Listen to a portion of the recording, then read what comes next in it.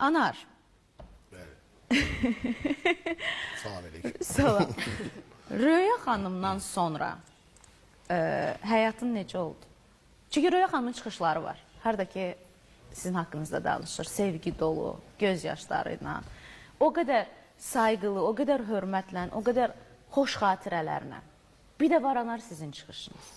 Ki, yox müğənni ilə evlənməzdim deyirsiniz. Amma indi müğənni ilə bir yerdəsiz. Çox qəribədir. Ədalətsizlik deyilmi Röyəyə qarşı? Onun o saf bir ürəyi var da. Yəni, baxmayın ki, o şıltaqdır. Amma safdır. Əkizlər burcuda. Onlar saf olurlar. Yox, sözün düzü, mənim böyük bir hörmətim var Röya xanıma. Mənim oğlumun anasıdır. Biz dostuq, biz həmişə də heç vaxt da biz dava etməmişik. Biz sadəcə bizim yollarımız ayrı-ayrı getdi. Amma nə deyim? Amma niyə ayrıldınız? Düzünü bəlkə bizə işte ilk dəfə efirlərdə. Çünki bu müzakirə olunur.